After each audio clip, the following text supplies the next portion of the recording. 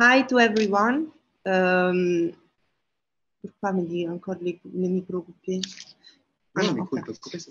Oh, I'm sorry for this to start a little bit late. Thanks for being with us. So I am Anna Raimondo, sound and visual artist and PhD student based in Brussels. I was a resident here at the IMERA, Institut des Études Avancées, from where I'm speaking from here in Marseille. And I'm also forming part of the 4th edition of the Wandering Arts Biennial, curated by the Artistic Center based in Brussels, Nadine, and which is taking place from 2020 until June 2021. I think, yeah. The Wandering Arts Biennial is a contemporary arts biennial that focuses on research, production, and presentation methods of artists' renomatic practices. We are speaking about sound, so there is a little bit of Larsen. I hope that you understood what I told you so far. Before presenting you the main topics of the conference of today, Acts of Listening and Urban Geography, I want to thank, of course, to the IMERA and its wonderful team for hosting and organizing this conference that was conceived during the residence within the confinement and finally made it real. And of course, the Artistic Center Nadine in Brussels for promoting the event. Today, we will speak about the practices of listening and urban geography, and we will do it connecting different geographies, different territories, and different jet lags. I deeply want to thank the participants of this talk, and I hope to say well their name and surname.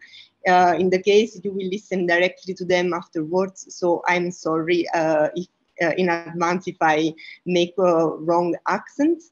I'm very glad to be with Gasha Uzunyan, who is an associate professor of music and at the University of Oxford, where she directs the project Sonorous Cities Toward the Sonic Urbanism. Very glad to be with Griselda Flesler from Buenos Aires, professor in design and gender studies and of the postgraduate courses Design, Feminist Theory and Gender Studies and Gender Perspective at the University at FADU UBA in Buenos Aires. And she's also head of the gender office FADU UBA in Buenos Aires. Amer Kangyeser from Sydney, geographers, sound artists, and Mary Curie Research Fellows in Geography at Royal Holloway University of London. Before starting, I would like you to give a glimpse of the context and the drives of this conference, which will be, which will last around 1 hour and a half. This conversation starts from the premise that the production of knowledge based on the gaze implies a visual ideology, a normative way of seeing which is learned and inherited and which is highly impacted by patriarchal colonial class-based patterns. In this regard, I refer to Judith Butler's reflections on the epistemological normative path which establishes the bodies that matter, the bodies that are legitimated to be recognized, acknowledged, the ones which deserve, as they say, a good life by having access to the human rights. And more in particular, to what the philosopher and activist Paul Preciado defines as the regime of the visible. With this formula, Preciado defines a form of a normative epistemology based on the perspective, which in fact acknowledges and makes legitimate reality according to previous binary normative frames, such as man, woman, black, white, valid, invalid. In other words, according to Paul Preciado, is by adhering to this regime of the visible that a body could become a body that matters. In our context, speaking about urban geography, shifting our attention from the bodies to the territories and focusing our attention in the field of urban geography, we could continue that bodies that matter contribute to build cities that matter. By quoting the feminist geographer Jane Dark in Leslie Kern's Feminist City, published by Verso in 2020, any settlement is an inscription in space of the social relations in the society that built it. Our cities are patriarchy written in stone, brick, glass, and concrete. In other words, Kern continues, once built, our cities continue to shape and influence social relations, power, inequality, and so on. Stone, brick, glass, and concrete help to shape the range of possibilities for individuals and groups. Their form helps keep some things seeming as normal and right, and other wrong. In short, physical places like cities matter when we want to think about social change, I'm quoting. Coming again to the regime of the visible, so how does it operate in the field of urban in the epistemologic approach to territories and landscapes within a discipline like urban geography? Could the reflection about the regime of the visible within the cities helps to reveal, for example, the set of barriers, physical, social, economic, and symbolic, that shape daily lives in ways that are deeply gendered and racialized? Echoing the regime of the visible, some Gillian Rose sets out that in a phenomenological and transdisciplinary approach to the land, I'm quoting, the gaze of the field worker is part of the problematic, not a tool of analysis. All these reflections lead to the main question of this encounter. How could the act of listening, intended as both oral and sonic analysis and production of the heard, contribute to produce forms of alternative and more inclusive forms of knowledges in the discipline of urban geography? What will be the epistemological implications of shifting from perspective to the listening of a specific territory? How to reflect and possibly deconstruct via listening to the cities that matter, the geography that matter, the cartography that matter? What listening could reveal about how gendered and racialized cities are built of? And could it eventually become a decolonial and feminist approach to encourage a feminist turn in the discipline itself?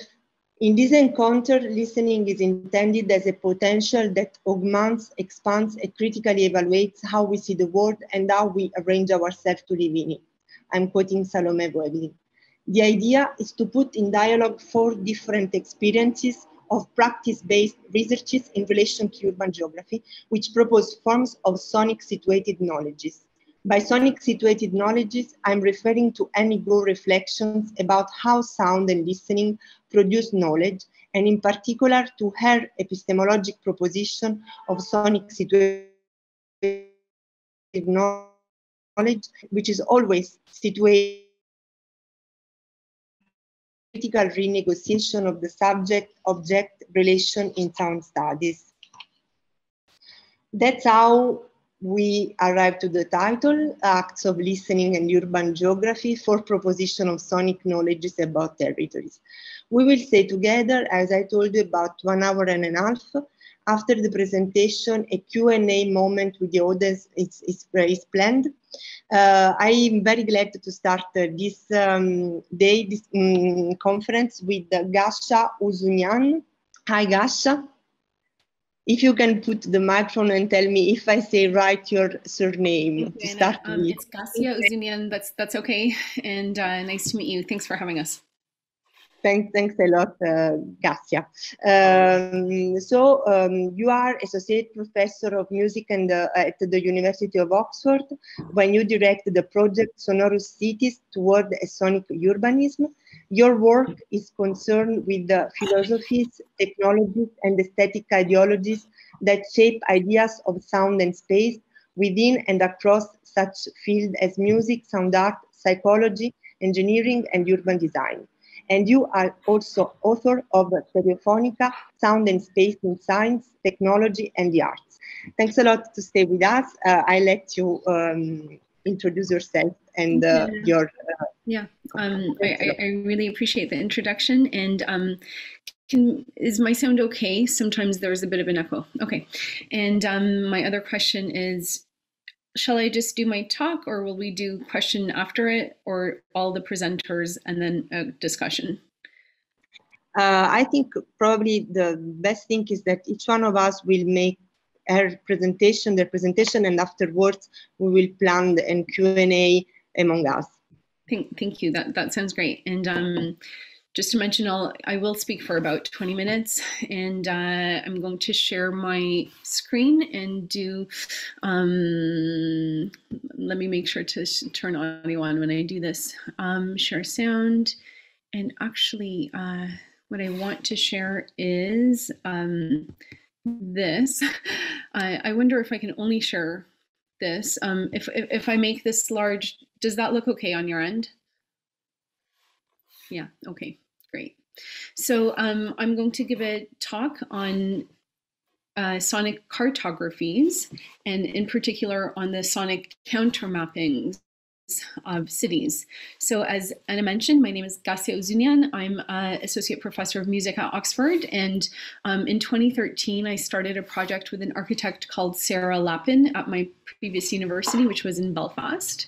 And this project was really about bringing together people who are working across sound art, sound studies, architecture, and urban design, and to see how we can form different kinds of new, let's say, collaborative and interdisciplinary modes of practice across those fields. That's an ongoing network.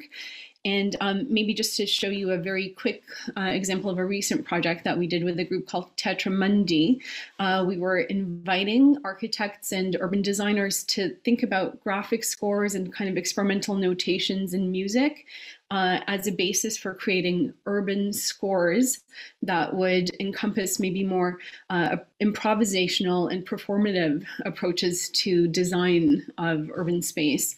So if you're interested, you can find examples of their scores on our website at scoring.city. And I'm mentioning that because we are also going to soon host workshops on sound mapping and sonic countermapping. So if there are people here who are interested in that, you're very welcome to send me a note, or you can also sign up from our website, which is called soncities.org. Okay, so I'm going to then get into my talk. So Anna gave us this really great prompt on thinking about the regime of the visual in urban geography. And visualism is a very kind of deeply rooted paradigm in urban studies and urban practice. So if we, to think about that, you could cite, for example, the work of Kevin Lynch, a very foundational text called Image of the City, which is really concerned with the city's imageability, or else Gordon Collins' The Concise Townscape, in which he argues that the city is best understood as a series of unfolding pictures. So he develops this idea of serial vision as underlying urban analysis, or Alan Jacobs' Looking at Cities, in which he's talking about looking as a diagnostic tool for urban designers. Now, these are older texts, but they're hugely influential in the field, and that kind of visualism continues to permeate those disciplines. So Anna drew on the work of the feminist geographer Gillian Rose, who writes that the gaze of the field worker is part of the problematic, not a tool of analysis, and asks the question, can listening contribute alternative urban epistemologies? So that's a question that I'm interested as well.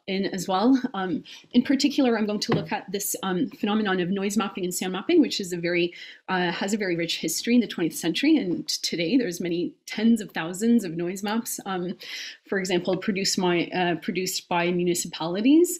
And they constitute a very vast body of work, knowledge, representations of the acoustic city, and they inform urban planning as well as legislation around sound and noise. So this is a kind of epistemological, resource, something that we can look at and kind of study how knowledge is produced and created there. So I'm going to give a kind of introduction to noise mapping and sound mapping, and then think about maybe some artists who are questioning the underlying visual as well as sonic epistemologies within that. So I have a chapter on sound mapping in the book that Anna mentioned, which is called Stereophonica, Sound in Space and Science, Technology and the Arts, and noise mapping. And there I trace the roots of noise mapping to visual and textual forms of the late 19th and 20th, early 20th centuries. And by textual, I'm thinking about things like noise surveys, noise complaints, also things like health reports by officers of health, which start to really focus on noise as a public health problem, and then how to legislate around noise. That's in the very early 20th century.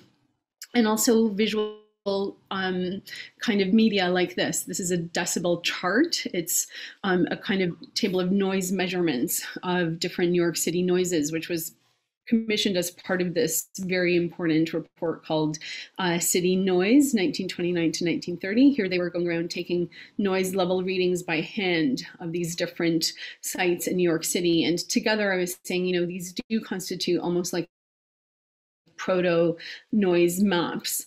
But around this time, this is late 1930s, you also start to get these kind of topographical maps of noise levels.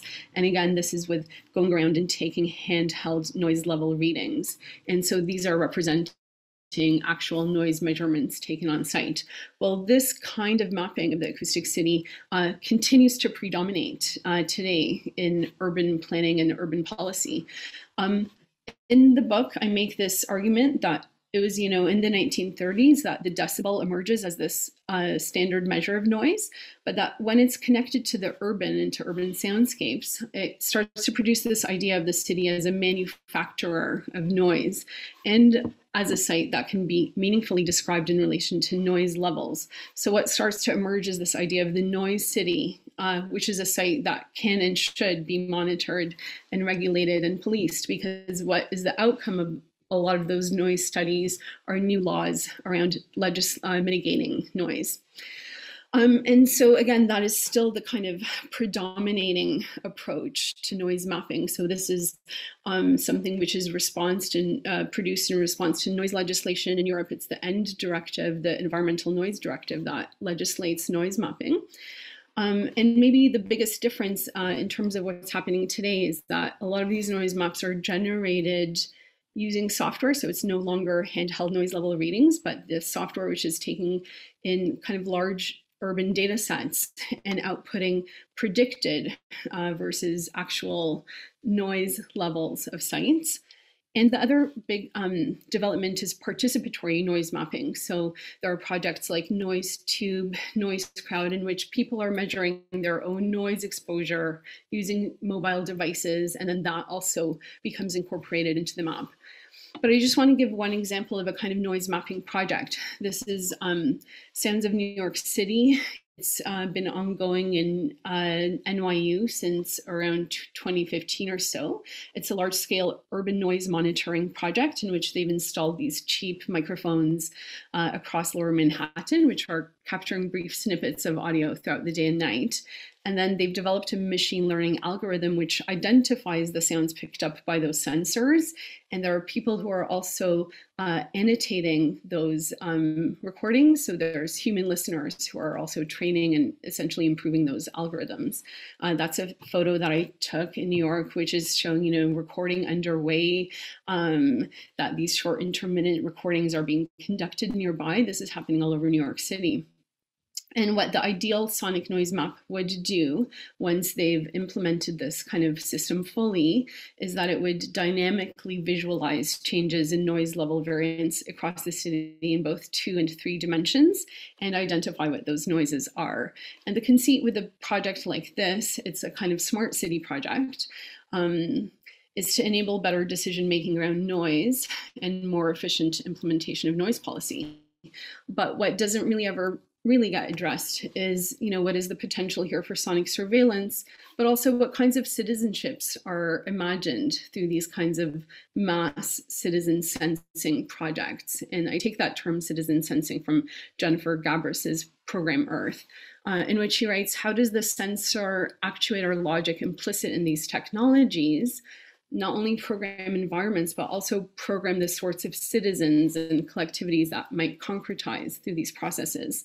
So here the citizen is really imagined, I would say, as a kind of informant. It's somebody who collects data on noise and who essentially reports on noise infringements, so kind of reporting on your neighbors who are noisy.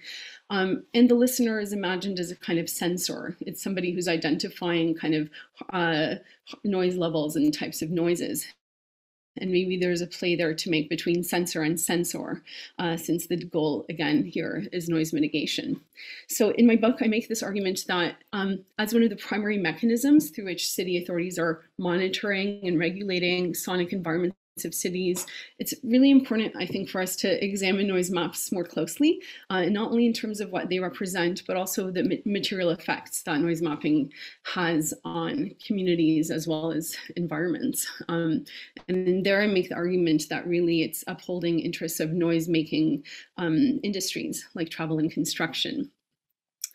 So whereas noise maps are kind of official representations of the acoustic city, we also have sound maps, which are almost unofficial. They're like alternative mappings of the acoustic city, and they usually represent qualitative versus quantitative mappings. So they're representations typically of sounds and soundscapes versus noise levels.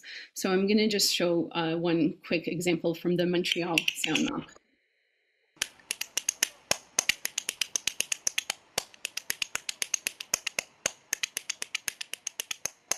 So these recordings can be made on a mobile phone.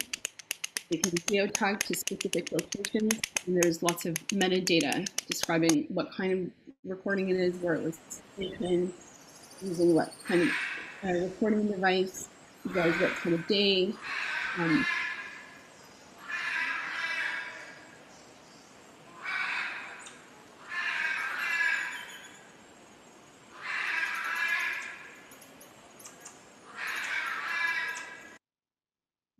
And there's now a quite large collection of recordings made by anybody who wishes to contribute to the Montreal Sound Map on this archive. So just to move along, what they write is we aim for people to experience the complexity and lure of the soundscape firsthand.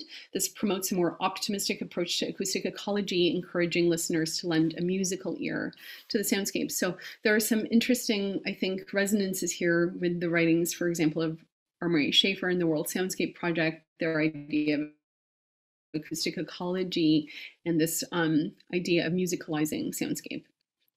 So now to kind of move more into the kind of critical sound mapping realm, I wanted to draw on the work of Milena Drumeva, who is questioning what she describes as the normative logics embedded in the practice of sound mapping, in which she identifies as being this kind of high quality field recording, a branch of high fidelity culture that operates as a masculine technological domain. And she draws on the work of Jackie Weldock, who writes, you know, if sound maps are a permanent researchable resource, an auditory archive of an environment, a historical record and subjective representation of the city, then what is being constructed in many cases is a male-dominated record of sound, an insight into the significance of sound from a normative perspective. And there, you could also see that there is a strong racialized as well as gendered aspect to sound mapping, whereas it's predominantly has been the domain of white male recordists.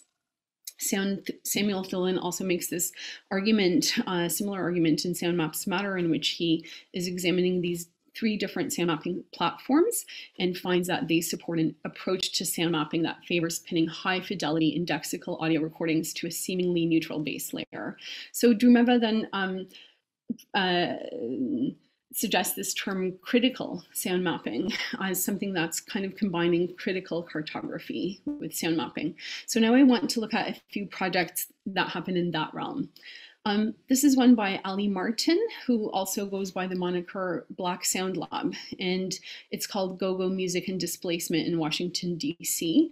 And she's created a series of maps that chart how go-go music, which she describes as a Black indigenous subgenre of funk that developed in D.C., has been displaced as a result of really high gentrification in Washington, D.C. So these maps of alleys, they alighted with a very vibrant anti-gentrification movement called Don't Mute DC, which was concerned with the right of playing go-go music in public spaces. But of course, there were many, other social concerns underlying gentrification in DC. And it was a successful anti-gentrification movement in that they protected that right, as well as eventually go-go was named the official music of Washington, D.C., which actually means that the city has to support go-go financially. But this movement started when, this is just some clips from a BBC news story on this, when a noise complaint was lodged against this store, which is in a very central location, Metro PCS, that had played go-go outdoors for 25 years. And it was basically asked to stop playing. And at first that noise complaint was upheld, but then when this Don't Mute DC movement happened, that noise complaint was withdrawn and the municipality changed its mind, and people were allowed to then continue playing go-go music in public. So I just want to take a look at her maps. So there's a series of them. In the first one, she maps go-go venues against the Black population percentage of the city for these 3 decades. And you can see that as the Black population of the city is decreasing and medium income is increasing, there's also closing of those venues. And then she also uses, in another series of maps, time-lapse technology to show the opening and closing of go-go venues in DC over a 50-year period. And here I've just taken a kind of screen record that shows this time lapse.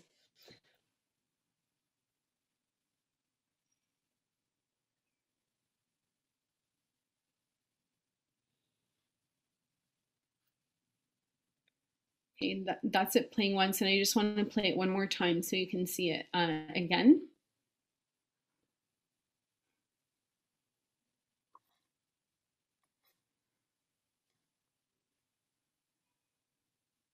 Okay. So whereas in earlier decades, you can see that those go-go venues are enjoying relative stability. They're grouped together, they're clustered together in central locations, which implies community as well as economic stability.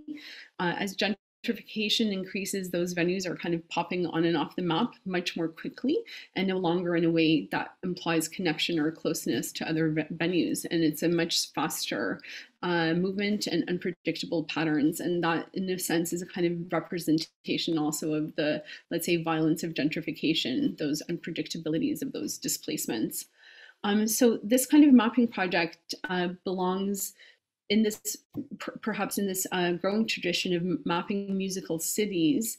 I'll just give 2 other examples of that quickly. This is by Susanna Zapke, Interactive Music Mapping Vienna, in which the aim is to reconstruct the sonic acoustic world of Vienna from 1945 to the present day using archival recordings, mainly of festivals and public spaces, or the Dublin Music Map, which is a kind of mapping of popular music venues and landmarks in Dublin.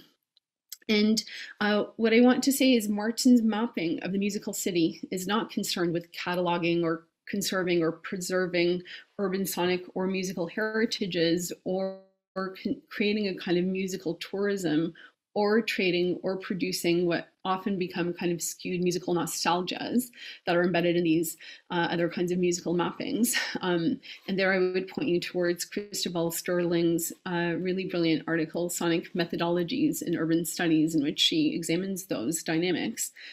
So much as it aims to reveal how uneven processes of urban gentrification impact on musical and ethnic communities and how those displacements are mediated by race and class. So I think this is a kind of important, I do think it's a very important project, but also in the ways in which it challenges underlying epistemologies and soundscape studies. So whereas in soundscape studies, when you're talking about soundscape, it's often about the indexing of a sonic environment. So collecting, recording, cataloging, analyzing the sounds of a place. And often that place is described almost in a neutral way.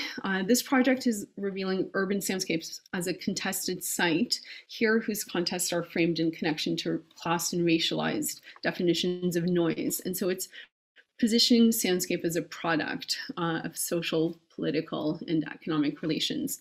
So whereas in soundscape studies, the predominating logic is one of soundscape as object, here there's an idea of soundscape as product, as a kind of social and cultural production. So it's in asking us to consider not only which sounds are present in a city, which is often what soundscapes analysis is doing, but why they are present or absent.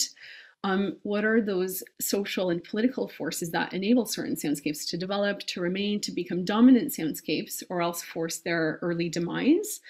So here, soundscape analysis is not about indexing sounds, but examining the social, political, and economic basis of what you might think of as sonic, social, and spatial productions. To give another example from Anna's work, and I saw maybe Anna, you will be speaking about this project as well. This is from Anna's project, New Boundaries of the Well-Being of Vaginal Ecosystems. This is a series of works which include interviews. It's almost like social cartographies of different cities and different sound mappings. But so this particular one is in Rome. It's a 6-channel sound installation along with a light intervention, and there is an image of that. And there's an accompanying map as well as a vinyl recording.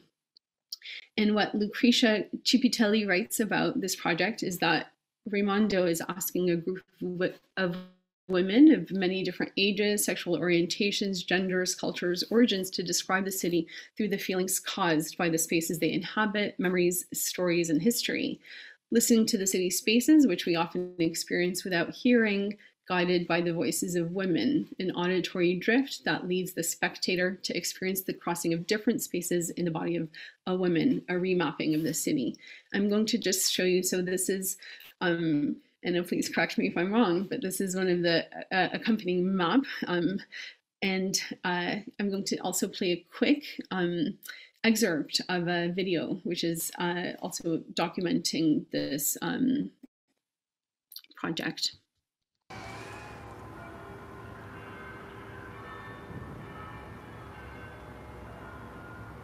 Io entravo in via della Conciliazione, mi trovavo davanti il cupolone del Vaticano, acceleravo spingendo a tavoletta e andavo a tutta velocità immaginando che in cima alla macchina, come se fosse stato un pick-up della Toyota, con un RPG montato sopra, avrei sparato un missile contro il cupolone per distruggere questo nemico, come dire attenzione perché il vostro nemico è qui, io sono presente.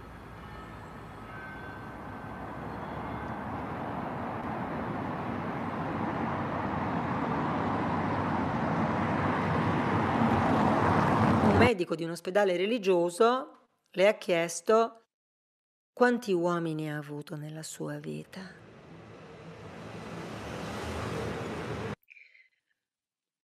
So, and here's I guess, detail from that map showing this, what the first speaker was describing in terms of wanting to send a missile to that. So this project was, I think, specifically formed in response to the work of Gillian Rose, whose book Feminism and Geography was challenging the implicit whiteness, maleness, and Eurocentrism of geography's supposedly neutral mappings and epistemologies.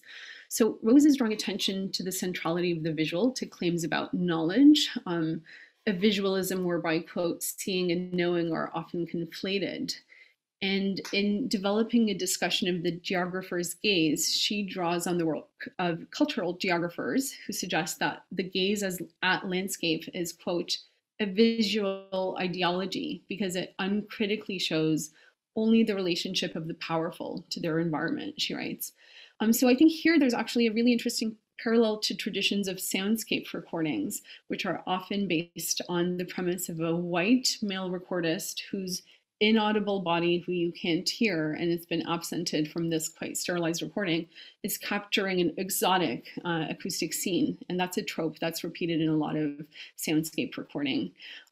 So I want to ask, is there a parallel here between the geographer's gaze and the field recordist's ear?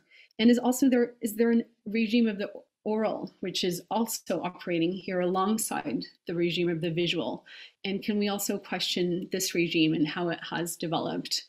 Another thing to say about Anna's project, I mean, there's much more to say, but in sound mapping, what is often mapped are the sounds of public spaces, which have historically been the domain of men. And this is something that in Feminist City that Anna mentioned by Leslie Curran is also really quite deeply examined as something that still operates in terms of urban design. And Raimondo is building a counter narrative of the city by asking people who have experienced marginalization as a result of gender, sexuality, race, citizenship to share their experiences of the city. And so what emerges is a mapping of these kind of shared experiences of marginalization, harassment, exclusions. So interviewees are relaying how their experience of the city is gendered, how the built forms of the city are gendered, how specific places breed misogynism, and how the city itself is gendered. I would say more about this if we had time, Anna, but yeah, I just want to show one or two more examples quickly and then wrap of a sonic countermappings. This is a project by the sound artist Lawrence Abu Hamdan, cited Naya, the Missing 19 Decibels, which was done in collaboration with Amnesty International and Forensic Architecture, in which Hamdan collects ear witness testimonies from 6 survivors of this very brutal military prison near Damascus, where over 13,000 people had been executed. Now, the prison was inaccessible to independent observers and monitors, and prisoners were kept in darkness. They were blindfolded or made to cover their eyes.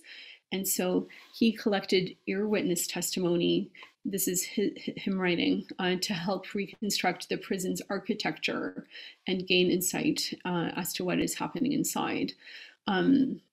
So this is a kind of production of knowledge in a highly contested space in which people are being tortured and killed, which could only emerge through this kind of oral perspective, since people were unable to view the architecture of that prison. And one other example is by Samuel Thulin. He has a project called Sounding Desert Utopias, in which he writes, I created this 8-channel composition by working extensively with 128 audio files which were accidentally geotagged in the middle of the Libyan desert on freesound.org. And what he says is, well, what I think it's doing is, you know, by looking at these kind of accidental sound mappings, it's challenging what has become a very predominating logic in mapping in general, which is GIS-based mapping. And it's challenging that totalizing logic, as well as the presumed infallibility of GIS, and asking, what does it mean to locate? I'm going to skip over, just for time, one more project that I wanted to introduce, but we could also maybe do that in the question and answer. So historically, sound maps and noise maps have thought about the acoustic city as a kind of neutral site, but these kinds of sound mapping projects, I think, are doing something where they reveal the acoustic city as an unstable site and as a site of contests where certain social and economic interests are upheld and others are repressed, sometimes in very targeted ways, like in the example of the go-go music being shut down. So acoustic mappings are representations of those sites as well as expressions of those contests, whether that's being done consciously or not. So through urban sonic countermappings, can we develop alternative epistemologies of the acoustic city? These are mappings that might resist or counter official narratives of cities as well as urban communities. Perhaps they give us new insights into urban processes, things like urban displacement or gentrification. These are mappings that might resist normative logics of sound mapping and noise mapping. So for example, that high quality field recording tech culture, or reproducing those tropes about the recordist's ear. Perhaps they emerge as social cartographies as well as sonic and spatial cartographies. Perhaps they engage what Martin has described as an intersectional listening that cuts across gender, race, and class. Perhaps they challenge dominant spatial logics as well as mapping systems, like the GIS one. And they might also be maps where not only what the map represents, but the process of mapping is questioned. So it's often in that case too, which is where the kind of political emerges. So how might sonic countermappings transform what we understand about acoustic cities and the urban more broadly? In what ways might sound mapping challenge sonic epistemologies underlying our sonic disciplines, as well as the visualism underlying urban geography? Can we develop a critical appreciation of these oral as well as visual regimes? And can that inform urban sonic practice at large? So thanks very much for listening. I'm sorry if I've been a bit over time. I lost track of when we started, but thank you. Thanks a lot. Gasia, I hope I tell it right or not. Yeah, great. But I have to make a project one day because I always make mistake when I pronounce names. So it's a big disaster, but thanks a lot. It was really passionate, your presentation. We will definitely come back soon on okay, also someone else through the questions. Thanks a lot. From Oxford, now let's jump to Buenos Aires. Another complete different jet lag. Griselda Flesser is in Buenos Aires. I think it's early morning, so I deeply thank her for her engagement in the early morning for this conference. So Griselda Flesser was born in Mar del Plata, Argentina in 1976. She is a graphic designer and the Master in Communication Design and the FADU UBA in Buenos Aires, PhD student in Social CS at University of Buenos Aires. She's professor in Design and Gender Studies and of the postgraduate courses Design, Feminist Theory and Gender Studies and Gender Perspective at the University FADU UBA, and head of the Gender Office FADU UBA in Buenos Aires. She's also General Director of Public Voices, a collective sound recording project in the context of public feminist demonstrations, march in Latin American countries and Switzerland. Co-director of Design and Gender Project supported by Gender Design in STEAM for LMICS from Carleton University, Canada, member of the IPHI Award Committee of the International Gender Design Network, and since 1998, she's a university teacher. She's been invited in different Argentinian and foreign universities. And now she's with us, and I'm very glad because I follow her work since years. She will present some initial ideas about public spaces in the context of the feminist and sexual dissidents agenda in Argentina. In particular, she will speak about the Public Voices project and her research on queer uses of university spaces. Thanks a lot, Griselda. Hola, Ana. Hi, everybody. Okay, well, I share screen.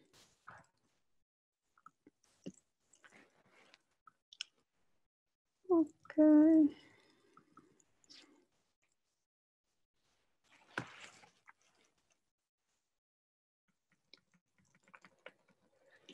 Okay, I think I will be quick with this presentation and then we can share and get some feedback. So this is the entrance of my university, of the School of Architecture and Design. And when I see this picture, this photograph, I think, and I wonder, and I question and I ask this question: who is allowed to enter of this university and all of universities around the world? Because the university, this university is public, is free, but either is not for everybody. So the question about who is welcome in a public space, because this university is public, is for me the main question, because with Butler, we know that not all the bodies are welcome in public space. So which are the requirements, the forms of stylization of the body, the social and material resource, which counts as an indicator of who would be inside and who outside of the regulatory frameworks of university, is for me a question and starting point of many research. So one of these research is financing by Carleton University in Canada, and is about thinking how campus is designed, and well, the gender gaze and of these actions. No, so in this picture we can see this is the main stairs of the inside of architectural school, and we as we can see here is the canonical architecture framed, and then interrupting, hacking this structure is this noise, you know, it's a feminist noise, it's a poster about it's a feminist march, and is interrupting the canonical discourse, the canonical rhythm of the university discourse. So for me, it's a great metaphor of what is happening since a few years inside public universities in Argentina. So for the framework for or the theoretical framework for think about how feminism asks questions and cracks the canon of universities, I use the concept of Sara Ahmed. Queer use refers to how things can be used in a way other than for which they were intended, or by those other than for whom they were intended. The university, the space university, was designed for principle for some bodies, and queer use offers us another way of talking about diversity work, the work you have to do to open institutions to those for whom they were not intended. So Sara Ahmed says that vandalism maybe could see as queer use, and I add the concept of listening the walls, because when we listen in the walls, we are adding an archive of meanings, other meanings, traces and memoirs of other speeches, alternative discourse and thoughts. So I wonder, this is for example a stamp in the wall. It says that in the architectural and design school you can ask for help if you are if you suffer gender violence, for example. And I wonder how cleaning the walls, you know, because this is vandalism, and as institution you have to clean the walls, for example, no?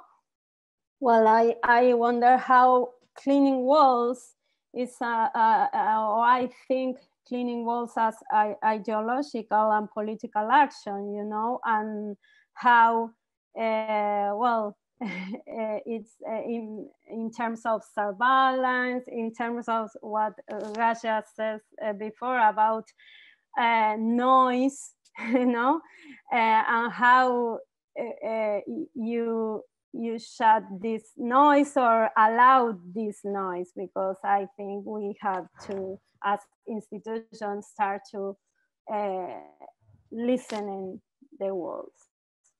So other projects, yeah, is about how it's public voices, and this is a photo of the first march, exactly the first round of Madres of the Plaza de Mayo, Mothers of Plaza de Mayo, during, this is 44 years ago, the first march during the last dictatorships. And during the last dictatorship, people could not gather in public space, had to circulate. People could not shout or speak aloud or make noise in public space. So this mother asking for their missing children start to circulate around the main square of Buenos Aires city. And they still every Thursday circulating around in silence. And I think this is a performance and political act and a legacy about what implies being politically in public space. And I think this is, yeah, if you have to trace, make a traceability about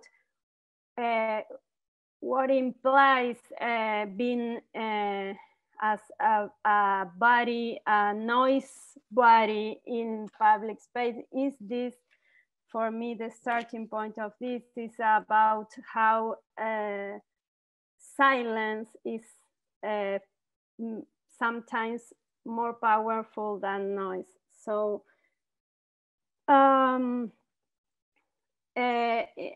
since 2015, Argentina saw a growing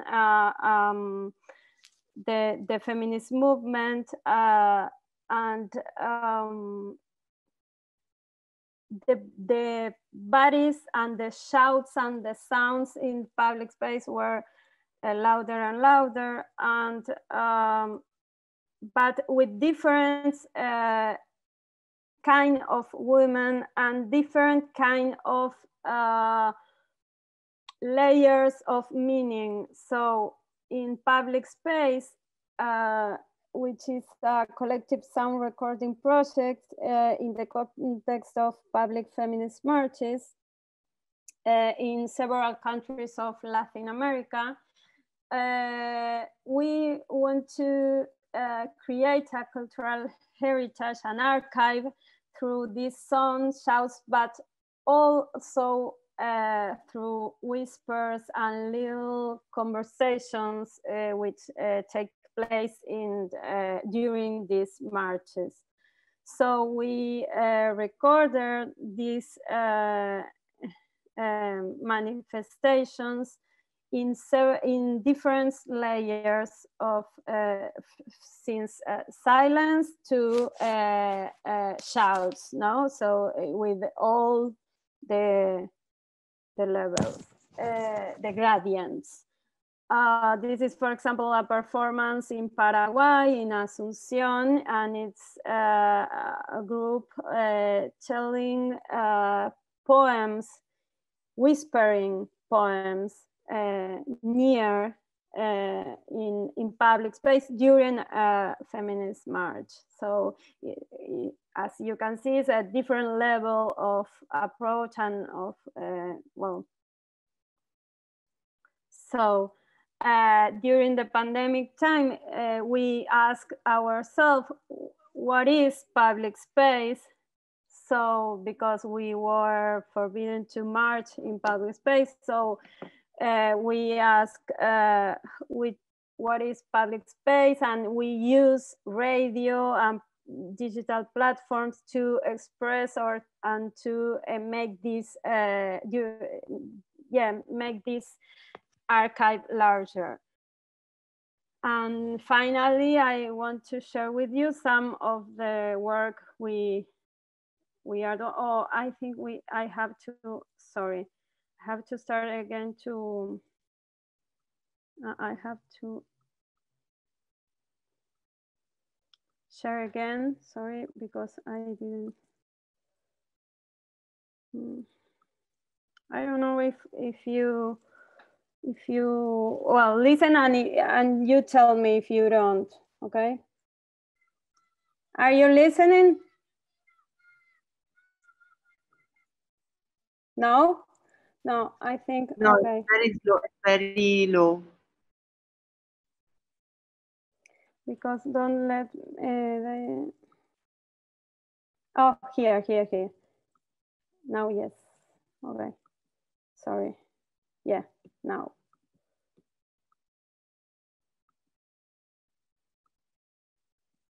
Okay.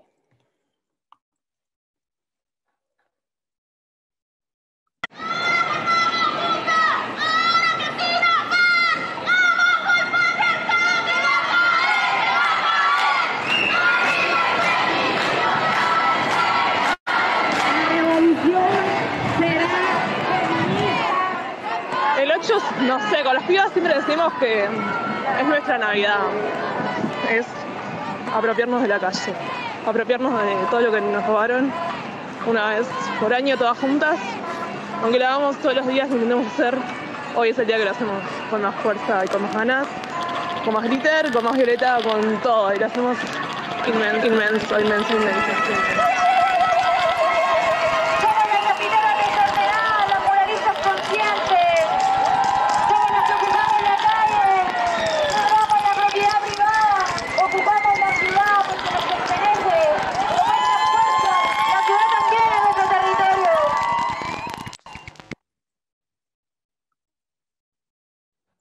Oh, thank you.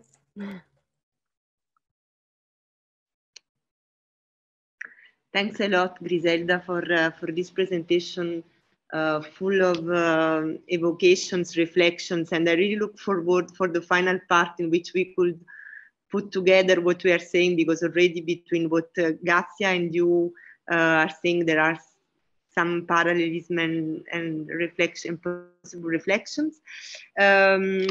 So now it's my turn. I will try to make you wait. Che succede qua? Just a second. I don't know what happened. Oh, okay. Can you tell me if you can see my screen? Someone can tell me yes or not. Yeah. Yes, perfect. Thanks a lot, Elena. Okay, so I will go a little bit through my PhD research that I'm leading, that I'm making in Brussels between l'Académie Royale des Beaux-Arts et la ULB.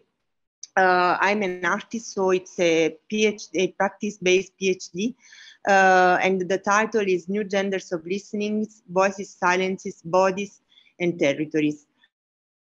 Basically, I'm starting from a main question that try to explore what could be defined as gendered listening, because I'm feminist since 20 years. Since 20 years, of course, my feminism has been changing and has been changing me a lot.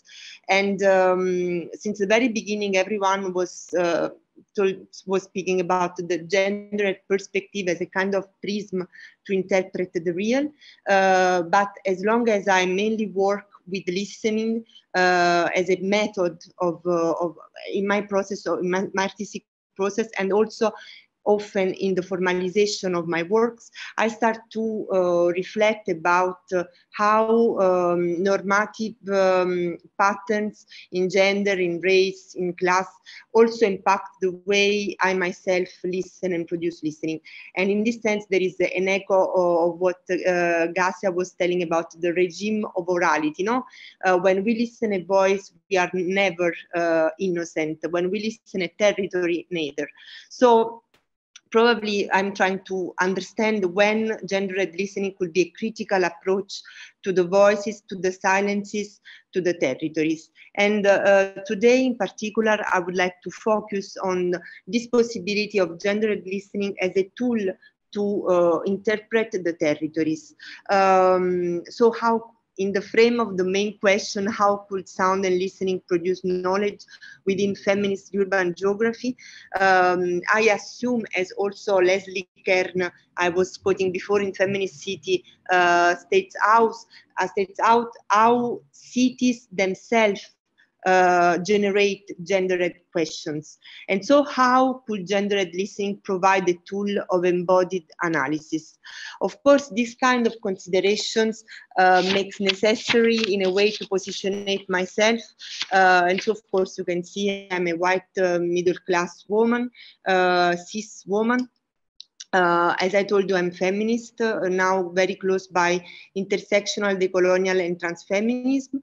And of course, when I speak about the I, I'm very aware about what Judith Butler suggests to be aware of. My I, of course, is a reflect, again, of power system and normative patterns, but it's also a possibility of relation. As Monica Wittig also states, how actually she, whereas Judith Butler suggests to put always I between guillemets, I don't know how to say in English. Monica Wittig, who is a lesbian poet, suggests to put the I always in italic, to suggest this tension of the I toward the otherness, the other and the not yet. So there is always this tension that I also embody between all the power system that inhabit me and the relational I inhabit. That in a way, in my artistic practice and also in my theoretical proposition, is combined. So it's on one side what I was mentioning you at the very beginning of sonic situated knowledge proposed by Annie Go as a way to contribute to the formation of knowledge in a very embodied and situated place in which the I form part of the object of study, so where is a fusion between the subject and an object. As also Salome Voegelin states out, when we listen, actually, we always form part of the heart and vice versa. And so I combine this possibility of sonic situated knowledge with the practice of opening the mic, because I'm completely convinced that each one has their voices, and as an artist what I do is just to create context of listening and try to encourage, let's say, a kind of more inclusive listening. In my practice as an artist and also as kind of a PhD student, I start from the body, from my body, but also from the voices, embodied voices and bodies of people that I meet. And of course, coming back to listening and body, we know that listening is always an embodied practice. So how could we speak about listening as a bodily gendered performative practice? Coming back and quoting the Judith Butler's proposition of interpretation of gender as a daily performance. Also, listening is impacted, conditioned by that. So how could, in a way, really, how could we be critical within it, and how we could reveal this process of genderization within listening?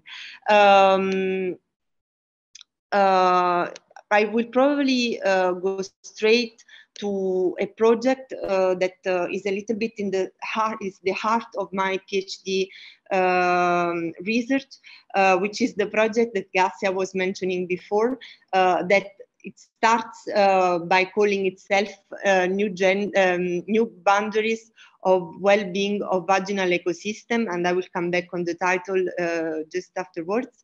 But that in the time has also changed its title, because I think that also artworks can be fluid and change titles. In this project, in a way, as Gassia also was pointing out, I started from some reflections by Gillian Rose, so who is a feminist geographer. Again, by stating that the visual ideology, the gaze, is part of the problem in the urban analysis, and that implies, again, a relationship object-subject that reminds the masculinist aesthetics and erotism.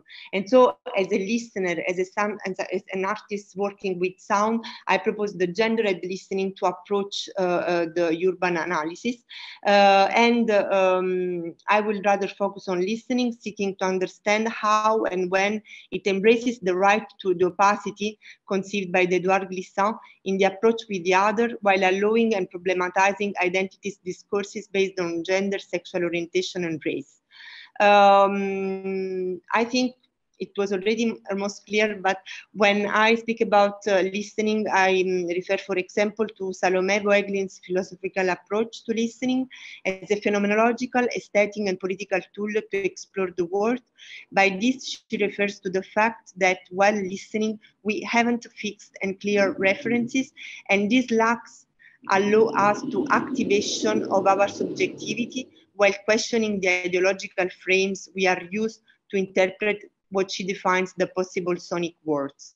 According to feminist plural views on life and spaces, this concept will be capital to express and record the diversity of perceptions and conceptual interpretations of urban spaces. With my project, New Boundaries of the Well-Being of Vaginal Ecosystem, in a way I try to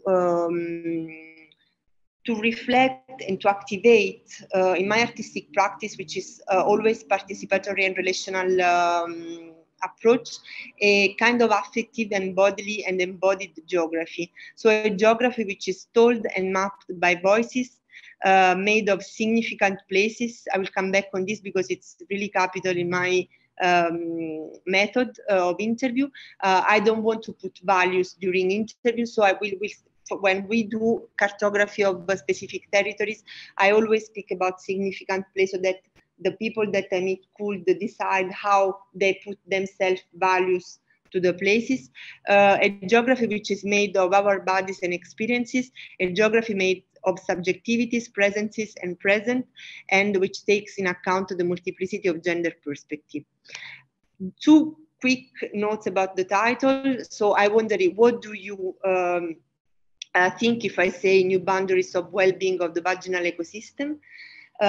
Personally, I stole this title to my brother, who is a gynecologist. When I saw this title, I immediately think about the boundaries that are very clear for gendered bodies. Some people issued by minority communities and often invisible to the master subject, no, the white cis hetero bourgeois men. So I was thinking about the boundaries of the public space, the well-being that as a feminist I think should be a citizen right for everyone, and this vaginal ecosystem that for me is very important because it reminds me a kind of both biological and symbolic vaginas, a kind of oceans of feminism, of possibilities to inhabit the world with woman. And I always quote Loredana Rossi, who is the founder of the association Trans in Naples, that says, "I've got my vagina here," by indicating her brain. So for me, of course, I really insist on it. The vagina is not just the physical, biological organ, but it's also a possible metaphor, a possible symbol to reappropriate. I won't speak about the step in Rome because Gassia, I think, did it very, very better than I could do. Just to mention that it's a trans-geographic project that I'm leading since 2017, and I had the chance to realize it in different geographies. It's not, I don't want to make a comparative work on an objective work. It's really about encounter, mapping, subjectivities present.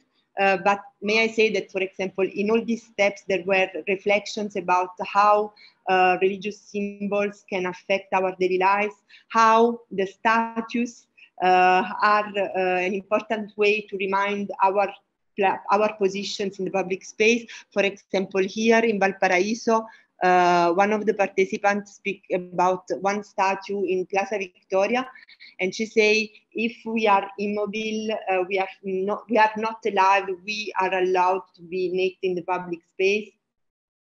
Or, for example, of course, a lot of reflections about the rape, the violence we are used to be victim of, unfortunately, that it's part of what Kern speaks about. Rape myths also have a geography, and these sexist myths about rape serve to remind us that we are expected to limit our freedom to work, have fun, and take up space in the city. They say the city is not really for you. In Valparaiso, let's say that in a general project, I always produce a map in collaboration with the graphic designer Marzia Dalfini, and a disc, so a sonic composition combining all the voices and the soundscapes of the places evocated. But then each context has its own formalization.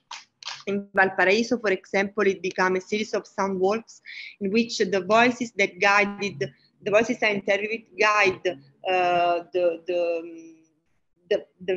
visit, I would say, the exploration of the city from a very multiple point of view, and were kind of performative in the sense that these voices also invite audience to listen, to see, to make things in the public space in order to feel like a woman, like these women.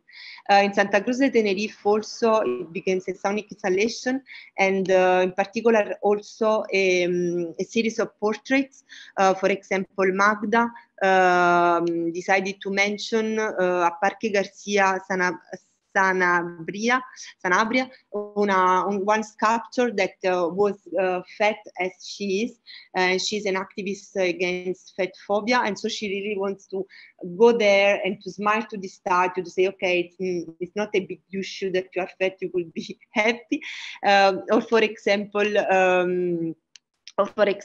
another of the participants, Farah, was speaking me about the Franquist sculptures that still have an impact on the daily life, on her daily life. So you can see here the pictures of Magda in front of the statue, and Farah in front of one of the Franquist statue in Santa Cruz de Tenerife.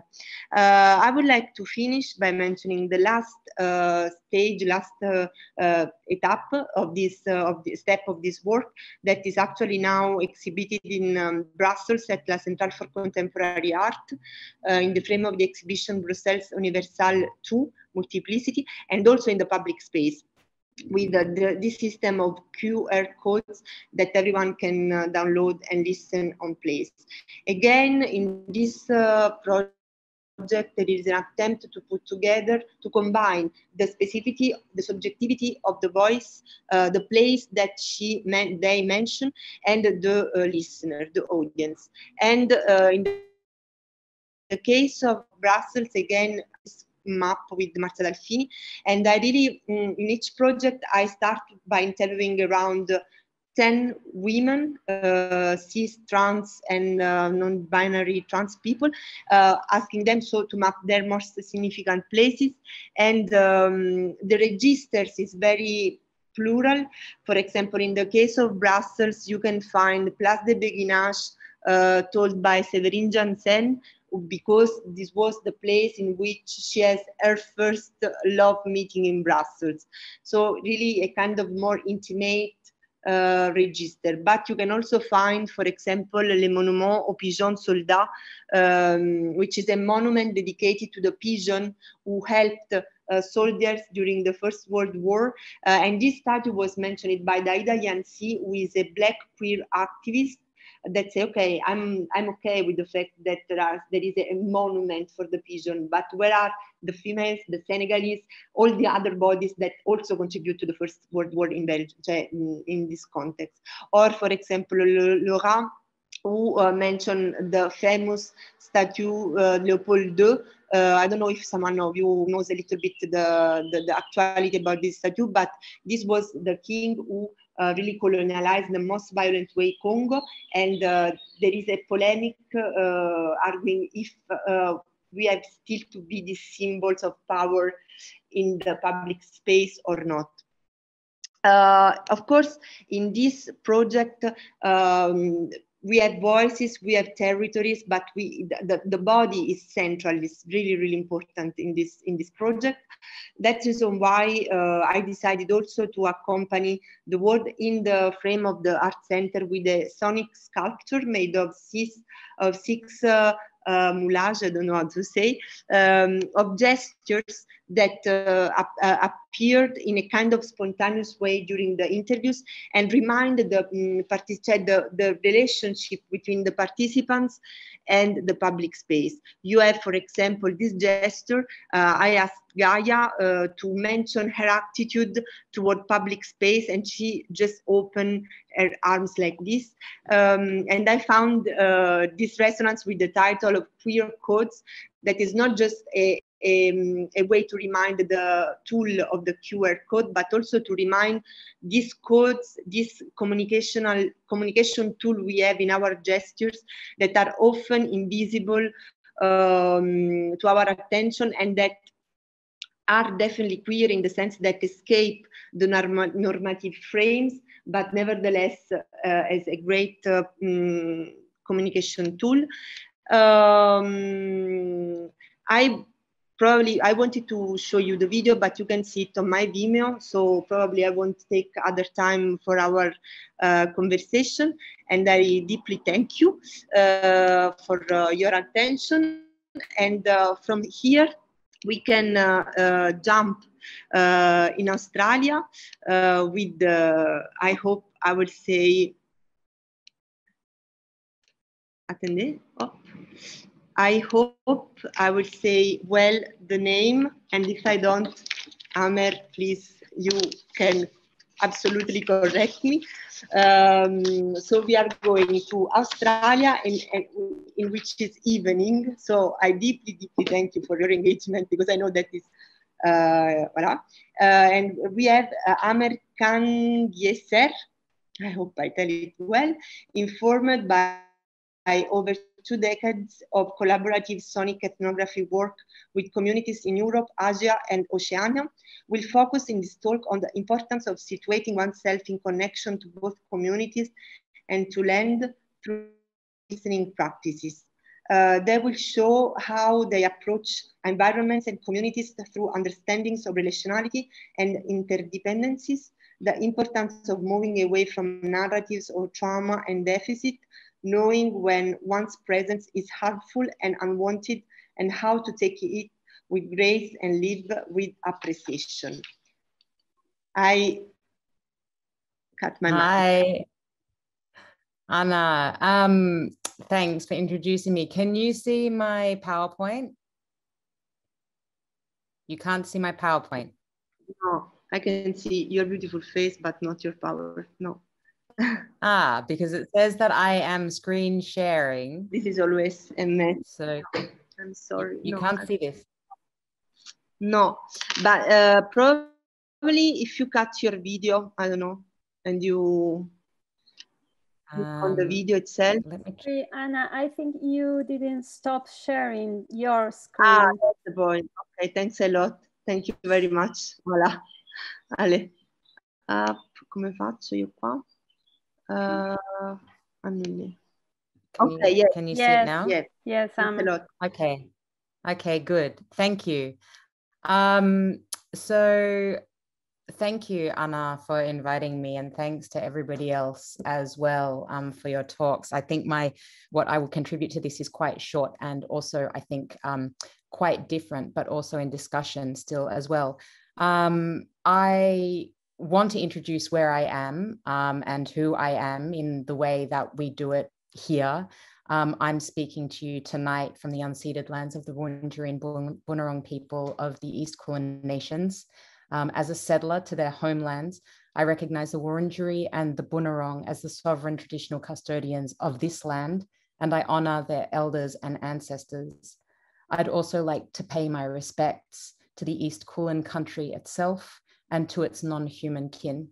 And it's really important for me to begin my talk in this way with this acknowledgement because it's impossible for me to engage in the work that I do with listening in environments and the relationships between people and environments without being very attuned to the ongoing impacts of colonization and imperialism, including resource extraction, dispossession, climate change, and disaster capitalism. In so-called Australia, where I'm currently speaking to you from, the resistance of Aboriginal people has been ongoing for over 200 years. So as I said, my talk is a little bit different, I think, what's come before, but I think also contributes to the discussion some very important questions. As listeners, particularly those of us from Anglo-European backgrounds, as I imagine many of us here in this conference today are, it's crucial that we situate ourselves as listeners, not abstractly, but in very material ways in the places that we are listening to. I want to thank Anna, Gazia, and Griselda for their insights and for introducing such a wealth of ideas and work here, particularly around sound and gender, feminism, with regards to the situatedness of place and public space.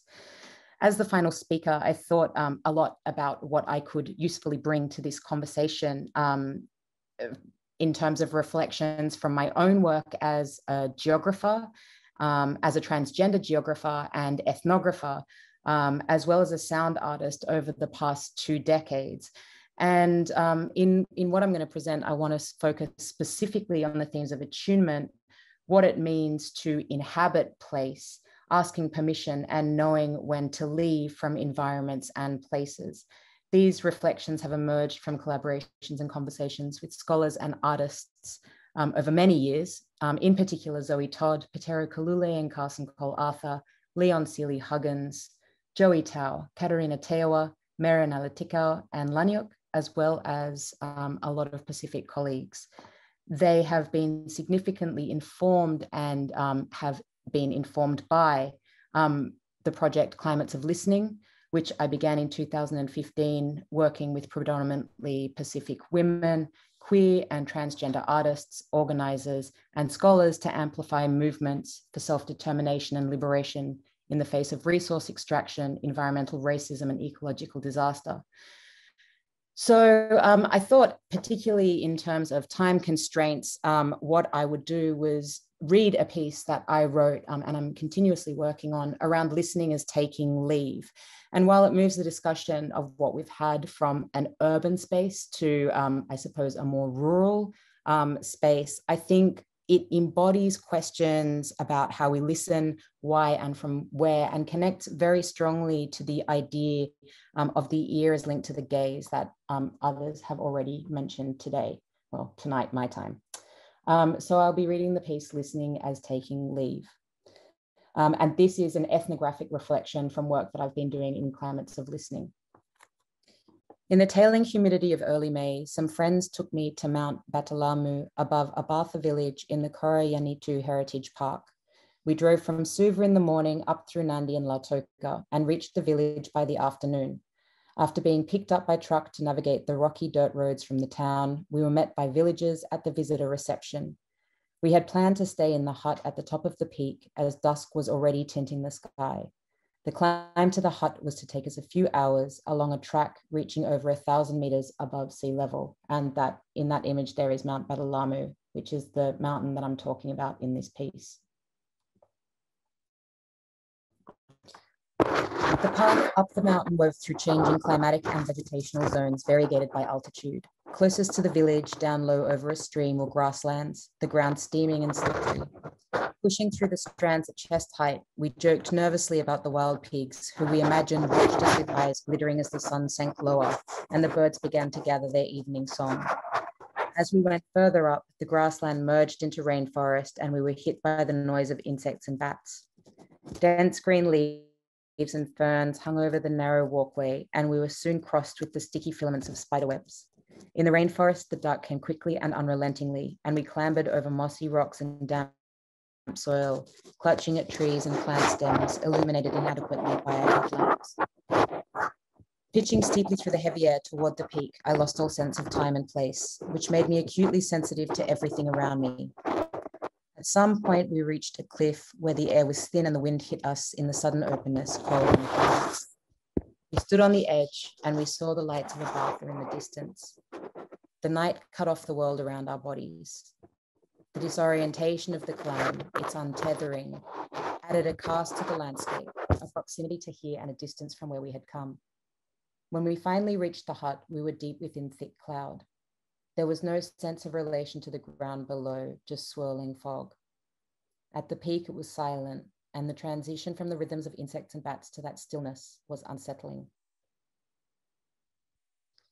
I decided to record sounds the next morning in the rainforest near that cliff before the sun rose.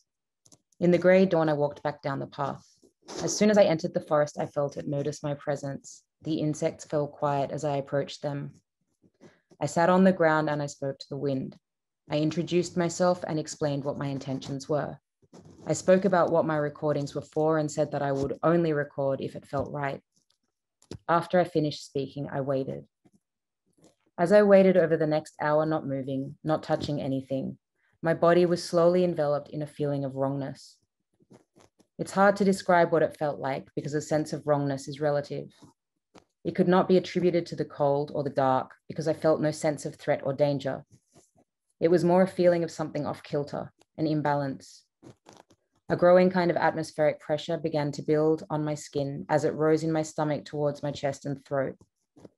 I knew this feeling. I had been practicing for many years to be receptive to a no when I asked permission of place. This is what it felt like. A pushing away, or at least a feeling that made me want to go away. An ambient sense of being unwanted.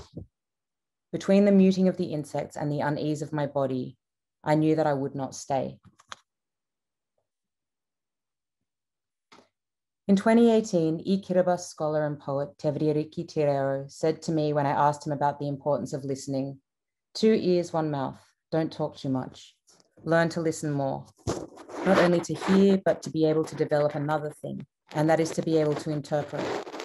These things are different. They occur at different levels. The hearing and the interpretation of the sound, it's very much part of our world. What Tevriariki's words cautioned me was to be aware of what I am hearing and to find ways to understand what the sounds and the silences of places are telling me. To talk about being unwanted is most often done with regard to people in interpersonal relations. It is far easier to tell when my presence is harmful or undesirable when it can be directly spoken to or gestured towards. Even when it is not said, it is possible to pick up on dispositions, silences, intonations, averted limbs, eyes turned away. There are millions of subtle signals our bodies are trained to respond to know when we are displeasing others. Being unwanted by environments requires a finer attunement because it is harder to hear. To even consider an imposition on environments requires a shift in how environments are perceived. It is not possible to think of them as inert and immutable, or estranged or fungible, which are all common attributions given through Anglo-European onto-epistemologies. This is not how Pacific scholars articulate environments, which are understood as always entangled and co-constitutive. As Unaisi Nabobo-Barber explains, in indigenous Fijian, Itāukei languages, the word vanua denotes land as well as place, everything on it and in it. All flora and fauna, as well as waterways, oceans, mountains, and forests, is of physical, social, and spiritual significance to people. If Anglo-Europeans can undo our conception of nature, of environment, of space and place, and conceive of our relations to and with places as dynamic and interdependent, then attuning to a no becomes much more imaginable. And I say this not only in, I guess, what we would call natural environments, but also in urban environments. That environments hold histories within them is incontestable. The world is filled with stories of places haunted by spirits and memories, by the energetic and atomic residues of traumatic events. There are many places that are not to be entered or even spoken of by certain people. Sacred sites for ceremony or important transitions are not to be encroached on, and it is not possible to always know what places hold significance. The acknowledgement of such places through conservation and heritage designations map awkwardly over spiritual perimeters. I can feel, even when human permission is given, that there are places that are not appropriate for me to be in. The moment in the rainforest showed me that even where there are clear protocols of asking and granting permission that are undertaken with villages, this does not mean that such negotiations can be translated onto the specific place itself. Permission needs to be sought again and again, each and every time, from everyone and everywhere. What I carry with me in listening is that I cannot assume consent based on prior interaction. Listening as taking leave is about acknowledging that my presence is doing something to where I am. I have learned to attend to what I sense, even when I might not understand why. E. Kiribati, an African-American scholar, Teresia Teawa, writes that Indigenous knowledge is not always transparent or accessible to all, nor is it meant to be. Knowledge of environments, knowledge of places are not always mine to ask for or to hear. And to meet the world with this as a reminder is very important. To be able to listen to and appreciate what is not for us as Anglo-European scholars and artists is one of the most imperative things that I have been taught to accept and practice. It is critical to note that in the Anglo-European interest in Indigenous knowledge and eco-relational practices that take focus away from the human, the ongoing resonances of colonial dispossession and harm are not also jettisoned. Geographer Angela Last writes that these moves to decenter the human have sought to reconnect people with the earth while ignoring their situatedness at sites of colonial trauma. As I sat there that morning, I didn't know what the land I was on held, and I will likely never know. That didn't change what I felt. European colonization is driven by the need to know and to take. Underpinning what Gurnpool scholar Aileen Morton Robinson calls the logics of the white possessive is a desire to invest in reproducing and reaffirming the nation state's ownership, control, and domination. The academic and artistic white possessive is demonstrated in the sense of entitlement to environments, spaces, places, and peoples that whiteness is founded within. In this comes the demand for transparency. Becoming attuned to environments, to the ways in which our bodies affect and are affected by environments, is part of careful engagement that can challenge and undo these demands. To listen and to take leave with care, I must express my appreciation as I go. By coming to a place uninvited, I anticipate that my presence can be a violation. To realize that I am unwanted troubles my self-conception of my being as innocent and benign. It is tempting to fall into resistance and antagonism through this discomfort, to find ways to reinterpret world or to refuse to pay attention. But to be able to hold the kindness of a directive to elsewhere with respect is something that I cultivate. To thank the place for its generosity despite my imposition, to thank environments for some transfer of energy is the very least that I can offer. To respect that somewhere is not mine to know or experience is fundamental to living in relation.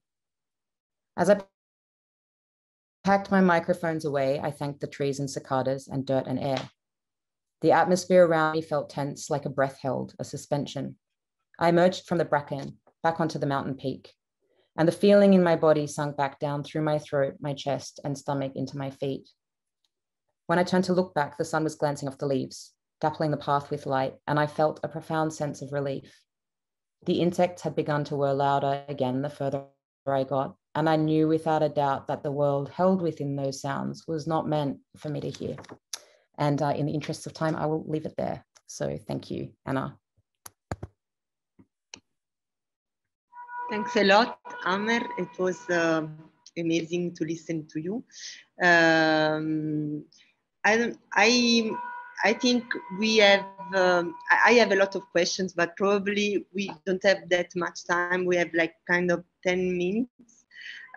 So I warmly invite the audience to intervene if you have any question concerning one of the specific presentations you have just listened to, or reflections that you want to share with us. It's your moment. And probably we can put the video if you don't mind, because it's very alienating to speak with my face on the desk. Thank you. Thanks a lot. Yeah. So is there anyone who has a question or not? Or I don't know if among you, I mean Ghasia, Amer, and Griselda, there is something that you want to share now that we have made the round of our presentations.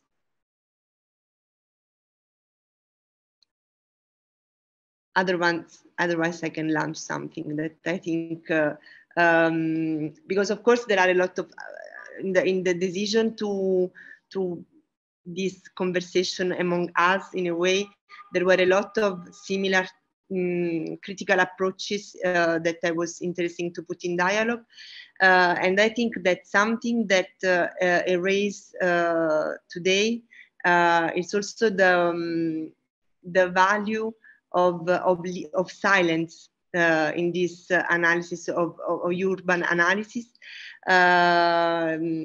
in this tension, for example, that Amer was stating out about asking permissions, and something that requires, if I understand Amer, a kind of empathy with people, a kind of intuition probably that's also behind the cultural norms.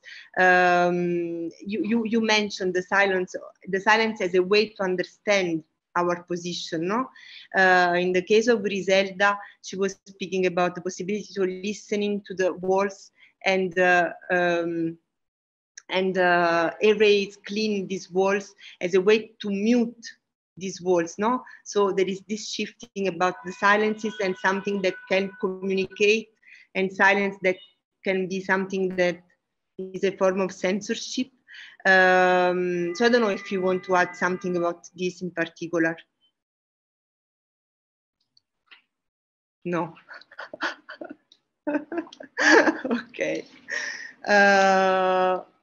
Ghasia, you want to say something? Perhaps just a kind of small thing, which is, you know, something that I really appreciated about the talks and everybody's talks, and particularly in Amer's talk. And I'm sorry if I'm not saying your name correctly. Sorry. Amer, could you please correct me if I'm... Mike. Sorry, I was muted. It's Amer, but yeah, it's close. Cheers. Yeah, I think silence, I mean, for me, it's there's many layers of what you're describing as silence, Anna. If I think about, for example, the example that I draw on Ali Martin's project, the Don't Mute DC movement, this is a movement which was specifically about specific forms of silencing in Washington, D.C. Let's say the city and gentrifiers. It was specifically a noise complaint that came from a new development, you know, across from this building where they had been playing go-go music on loudspeakers for about a decade. And, you know, so when is silence kind of upheld? How is that legislated? Who is being silenced and kind of shared, and especially in you know, shared urban spaces, diverse with diverse populations, and when those populations come into conflict, in this case racialized as well as classed forms of conflict. So I think that's an important thing to consider. But I was hearing Amer's you know, proposition as something, you know, consider inviting us to think very, I think, critically, and it's certainly something I will think about a lot and, act on as well, going into the future, that there is this kind of underlying premise within a lot of sound practice, sound studies work, that listening is available to everybody, but also that we can listen to and record and catalog and analyze any sounds and sound environments that we want, and that's almost a given, and it's something that must be performed all the time, this kind of knowledge production. And so something that I was would very much take away from that talk is that we must be very conscious about the ethics of listening and the politics of listening and what it means to listen and where listening is unwelcome, and to be sensitive to that and to not listen if that's something which shouldn't be happening. So I guess I'm seeing these as quite different things in a sense. Let's say different forms of silencing, but also the researchers or the idea of not to listen as a ethical stance. Yeah, I think the work of Aileen Morton Robinson, who's an Aboriginal scholar here, is really, really instructive on this kind of thing. And I think it's also something, especially, with people working on gender and, this idea of like feminist listening or like, any kind of like, I guess, like political listening and things like that, is to really kind of think about also the histories of listening and European colonization, what it actually means to listen to a space, because, we talk a lot about the gaze and we talk a lot about the objectification through the gaze. And Gazia, exactly as you also mentioned so brilliantly in your talk, like those kinds of parallels with field recording and things like that as well. And I think to begin from the question of like, who am I to listen? Who am I listening? What am I doing in listening? Like, I kind of feel like that's the first question we always have to come from, rather than to kind of see listening itself as this universal benign act, is like, what does it also mean as a white person in a space to kind of impose my listening on it? And that kind of relationship as well between like sound and knowledge production. I think that quote from Teviariki really hits at home for me all the time, is the differences as well between listening and interpretation, and how seamlessly we often kind of do that. And so I think, yeah, there's a lot of questions there around like listening and silence and silencing, but how even listening silences, like how presence silent, like just sheer presence silences, because listening is always embodied, so we're always there. So yeah, I think it's important to bring those kinds of questions up when especially if we're trying to talk about decolonization, which I don't think actually I'm not competent to do whatsoever personally. But I think that especially if there's trying to open up space for thinking through those sorts of things within listening practices, I feel like that's an important place to start. Yeah. This is kind of parenthesis, a very reaction, a very quick reaction. But I was thinking, for example, yes, what you are saying, Amer, about the how we legitimate ourselves to listen in specific context, and how we frame this listening. This is also another big question, because, for example, for a period of my life, I worked a lot, especially in Morocco, and a little bit in Dakar and in other geographies as a white artist, woman artist. And for example, a personal reflection that I had during this period of my life is that artists around me worked a lot with orality, with the voices, with listening, but they don't frame it as a sound art practices, for example. And coming back to the critique that Gazia was making at the very beginning, that I know you are also sensitive to, Amer, about the field recorder ear, which reminds us somehow the white male gaze. I know this is something that I want to put on the table, because again, in sound art is clearly a Western invention. I mean, we are almost almost all white, and it's clearly cultural framed, no? And also in this discipline, even if it's very different and plural and over and over, I think there is the perversity of citationality. Probably I don't tell it well. Sarah Med speak about the quotation that men quote other men in order to keep things as they are in the production of knowledge, but we are speaking also in sound art. So it's something also that we can probably put on our table. And it's not, of course, to speak about women and men, but about masculinism and the possibilities of feminism. May I add something quite brief to that, Anna? I think that's really important to recognize exactly what you said, the neurological and kind of, let's say, I don't think it's the case that most sound artists are necessarily white, but it's simply how some of those canons have been formed and those histories have been told, and who is represented in the kind of major festivals, competitions, et cetera, in faculties and so on. But I think, as those disciplines or interdisciplines are also entering a kind of more mature phase, there is a growing kind of critical consciousness around their underlying epistemologies as well, and that there is, something, what is operating within sonic arts practice, and that must also be something that's really critically examined, just as, let's say, sound art, sound studies at one stage was perhaps the more transgressive kind of practice, but there's actually it's also reproducing a lot of those same, tropes that we found in musical practices and composition and culture as framed within kind of Western art and music history. So anyhow, just to say that, yeah, I do think that this is something, moving forward that we can't kind of continue to do unconsciously. And there are some really serious challenges being posited towards that field.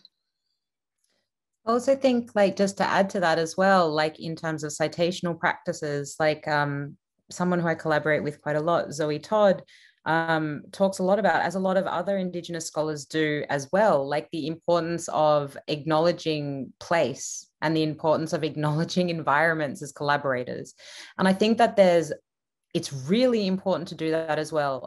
There's a really brilliant collective here called the Baraka Collective, and it's some geographers that work with a lot of Aboriginal community members. They been working together for a really long time. And one of the co-authors in their geographical scholarship is the country on which they work. And so there's a constant citational practice with country and with land and with place. And I'm not differentiating here rural and urban or anything like that. It's kind of a little bit arbitrary because, at least here in this settler colonizer country where I am, everywhere is country. It's just been built up. And I mean, that's exactly the same for everywhere, well, not everywhere is Europe. I'm talking about here in settler colonizer countries, but I think it's really important as well to also reconfigure what gets acknowledged and who gets acknowledged within citational practices as well, because I think that's the thing. If we are what Ghazi is saying, if we are trying to move away from the ways that sound studies and all of the disciplines that we're in have been established, and I mean, geography is terrible, geographers literally are the colonizers, on their little boats, making maps, I think that if anything is going to be unsettled in any way, it also has to begin with an acknowledgement, a very serious acknowledgement of how we relate to place, and how place relates to us as well. So yeah.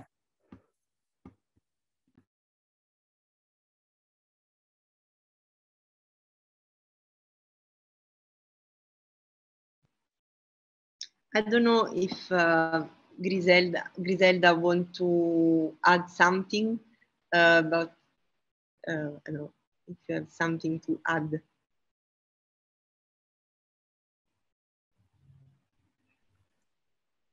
No.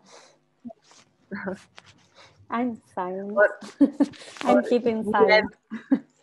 Or if we have some specific also questions about Griselda presentation, in particular, for example, yeah, because we are speaking about listening as a way to interpret,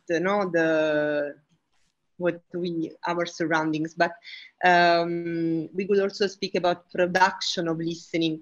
And I think that in the presentation of Griselda, there was an interesting focus on those, also on the appropriation of the space of voicing and silence with Las Madres de Plaza 2 de Mayo.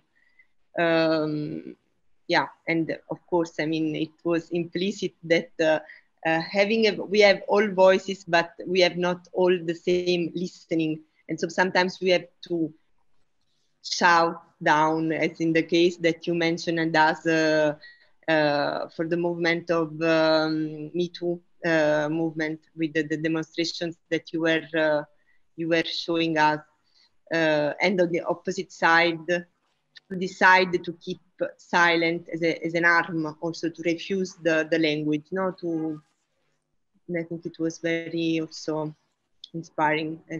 Yeah, and in order to talk about colonization, well, I'm from Argentina and I'm speaking with you, and you are from Europe, so you are always, you as intellectual or academic, we find always that colonization is a main topic, and it's interesting from here to hear these thoughts. But from here, because colonization is also, for example, the dictatorship in Latin America, the last dictatorships are a good example. So, but I think when I'm trying to say is like from here, from not from Argentina, because I'm not talking for Argentina, but from here, from where I stand, I think it's a lot of work to do about how we listen the silence, because here, for example, in this pandemic situation, I'm a professor and I'm teach in a country who implies that a lot of people was silent because the pandemic, because they don't have the access to this to the connection to the internet, in our public school. So how I listen this silence, because I'm talking in a class and some voices are silent because the context. So for me, think about silence is a very difficult way to approach to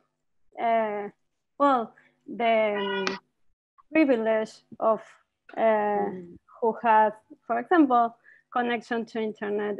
I know in Europe this is maybe, in the academic world of Europe, is maybe not happening with the students, but in Latin America is a very reality. And I think listen the silence is a song, no? Listen, no, I don't know. But listen the silence is I don't know, is for a lot of work to do in this subject. I don't know. My English is not good because I am from Argentina.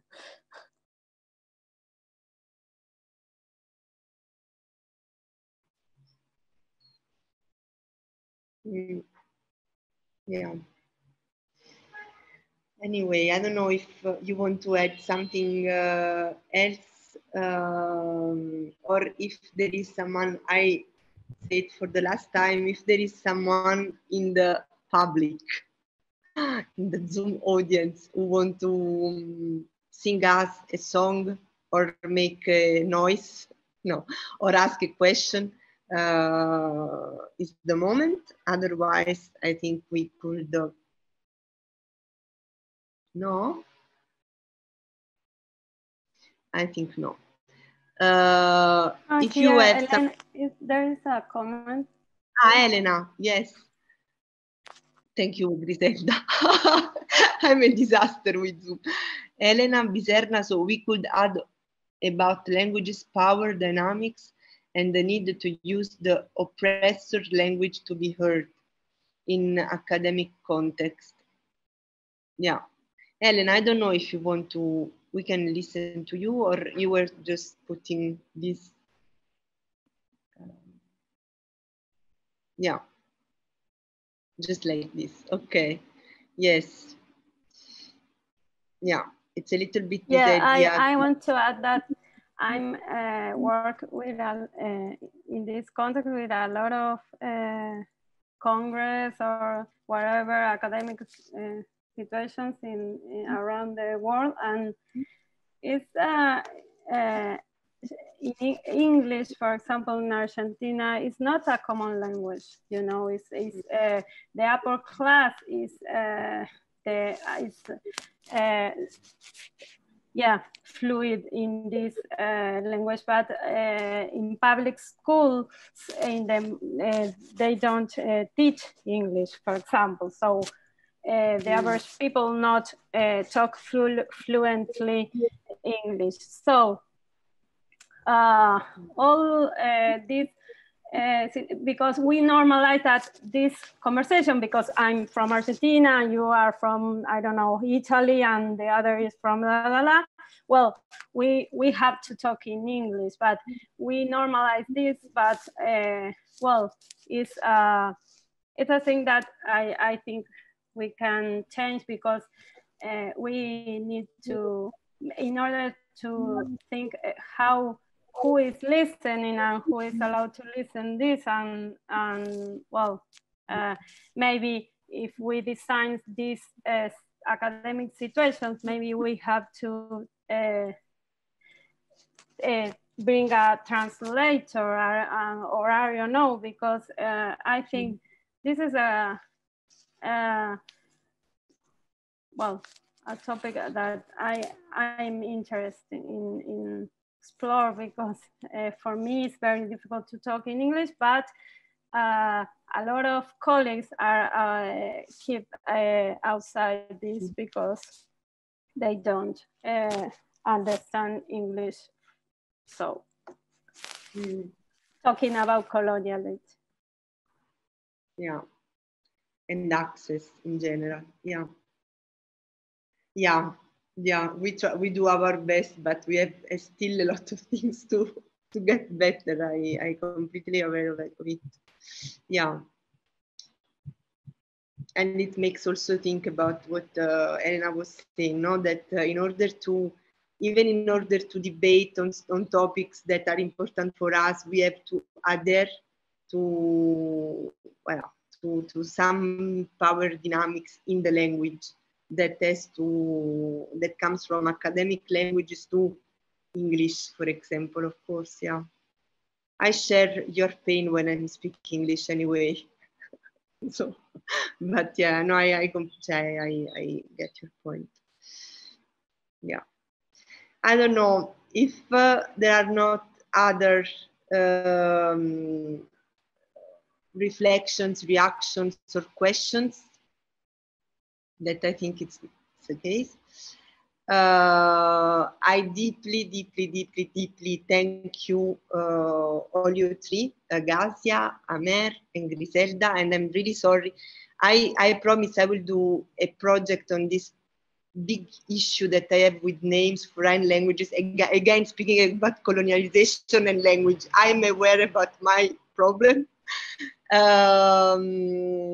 a lot for your time, for your engagement, for your participation. That is very generous from your part. And I do hope that this is the beginning of further reflections, common reflections together, because you are really inspiring to me. Thanks also again to Imera for hosting this session, and to Nadine for promoting it. And thanks to all the audience that stayed with us until now. I hope you spend a wonderful rest of the day. I think that Tamer will go to sleep probably, and Griselda just started her day, so she will take probably another coffee, and Gasha and me, we are going to eat. Thanks a lot, really. Thanks a lot, really. I really appreciate it. Have a nice day. And this will be recorded, so I will, of course, share with you all the link. Ciao. Thank you.